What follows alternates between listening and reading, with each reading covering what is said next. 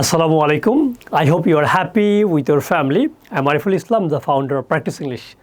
Free spoken English কোর্সের আরেকটি class মানে 28তম লেসনে আপনাকে স্বাগতম। আজকে থেকে আমাদের শুরু হচ্ছে টেন্স মানে টেন্সের টেনশন যেটাকে বলে। সো এই টেন্সের টেনশন কীভাবে দূর করতে হয় সেটাই আমরা আজকে থেকে শিখব। আমরা একদম স্টেপ বাই স্টেপ শিখব যাতে করে আপনি এই টেন্সের টেনশন থেকে মুক্ত হতে পারেন। সো আমাদের এখানে প্রথমেই লেখা আছে এই টেন্স আসলে কী না কি এগুলো না জানলে আপনার জীবনে কোনো সমস্যা হবে না, এগুলো ছাড়া আপনি ইংলিশ শিখতে পারবেন। ঠিক আছে, এটা হচ্ছে প্রথম কথা। টেন্স তিন প্রকার মূলত প্রেজেন্ট, পাস্ট, ফিউচার। মানে বর্তমান আমি খাই, এটা বর্তমান। আমি খেয়েছিলাম, শুনেই তো বোঝা যায় এটা অনেক আগের কথা।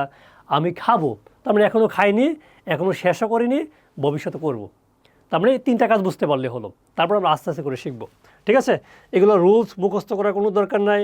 Subject, object, am is verb, be verb এগুলো খুব বেশি জানতে হবে না, এগুলো আমরা প্র্যাকটিসের মাধ্যমে শিখব। এই রুলস, যত রুল তত ভুল, যত রুল আপনি শিখবেন তত ভুল আপনি করবেন। সো এত ভুল করার দরকার নাই। ভুল করতে করতে জীবনে অনেক বড় হয়ে গেছেন। আমরা ভুল কীভাবে কম করা যায়, কীভাবে প্র্যাকটিস করা যায় সেটা আমরা শিখি। তাহলে আমরা এগুলো খুব বেশি দেখব না, আমরা এগুলো বইয়ের মধ্যে সুন্দর করে দেওয়া আছে, তো এগুলো আমরা প্র্যাকটিস করবো না। আমরা একদম চলে যাব পর্ব 1-এ, বাক্য তৈরির কৌশল 1। তো এখানে স্ট্রাকচার দেওয়া আছে, স্ট্রাকচারটা হয়তো আমরা মুছে দিয়েছি এখান থেকে, তো যাই হোক। তো আমরা এখানে দেখেন, আমরা এখানে কিছু সাবজেক্ট রয়েছে, এগুলোকে সাবজেক্ট বলে। ঠিক আছে, আচ্ছা এটাই হয়ে গেছে মনে হয়। তো সাবজেক্ট মানে কি? আই মানে হচ্ছে আমি, উই মানে হচ্ছে আমরা, ইউ মানে তুমি, এগুলো হচ্ছে সাবজেক্ট। তাহলে এখন দেখেন, আমি যাই, তাহলে কী হবে? I go. তাহলে আপনি যান, ইউ গো। সে যায়, হি। এই যে সাবজেক্ট যখন থার্ড পারসন সিঙ্গুলার নাম্বার হয় তখন ভার্বের সাথে এস বা ইএস যুক্ত হয়। ঠিক আছে, এই লেখাটা মনে এখানে মুছে গেছে, সাদা হয়ে গেছে কোনো ইস্যু কারণে। সবই দেখুন, এই যে হচ্ছে ফার্স্ট পারসন, সেকেন্ড পারসন, মানে আপনি আর আমি ছাড়া পৃথিবীতে যা কিছু আছে সব কিছুই থার্ড পারসন। এতটুকু আপাতত বুঝে নেন।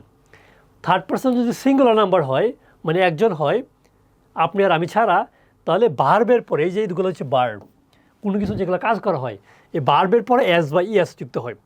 ডাবল এস, সি এস, হ্যাঁ, এস এস, ও এগুলো থাকলে ইএস হয়, আর সব জায়গায় এস হয়। ঠিক আছে, এই যে ও থাকলে কি হবে?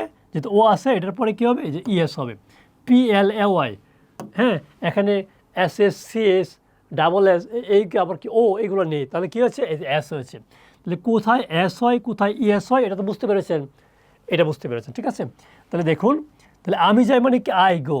আপনি যান, ইউ গো। আমি খেলি, আই প্লে। আমি পান করি, আই ড্রিঙ্ক। আমি লিখি, আই রাইট। আমি সাহায্য করি, আই হেল্প। এরকম করে প্র্যাকটিস করতে হবে। এই বইতে আমাদের 500 ভার্ব দেওয়া আছে। আমাদের এই ফ্রি কোর্সের পিডিএফেও এগুলো আমি দিয়ে থাকবো ইনশাআল্লাহ, যাতে করে আপনি প্র্যাকটিস করতে পারেন।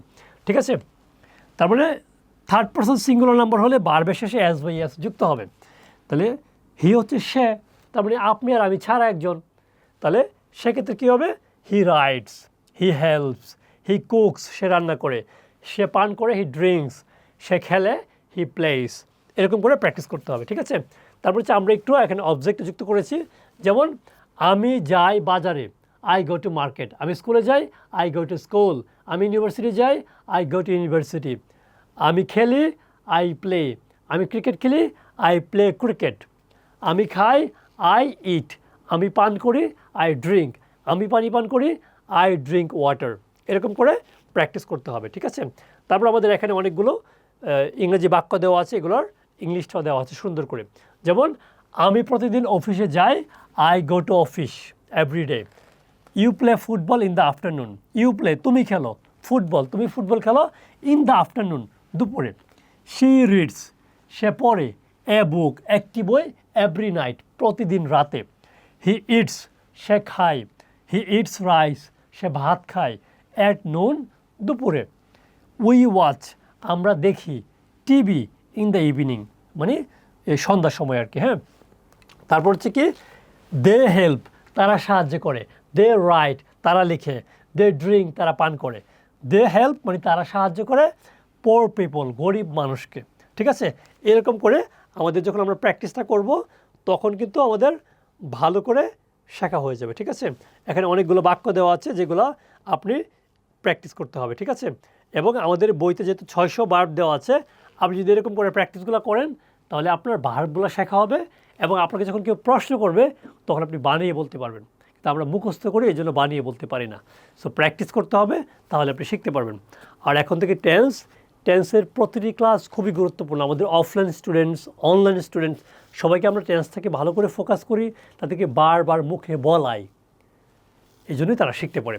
সো আপনি যেহেতু শিখছেন ফ্রিতে, ফ্রি শেখার গুরুত্ব খুব কম থাকে, মানুষ শিখতে চায় না, অজুহাত দেয়, বাম হাত, ডান হাত, এবং সবচেয়ে বড় যে হাত অজুহাত সেটাই দেয়।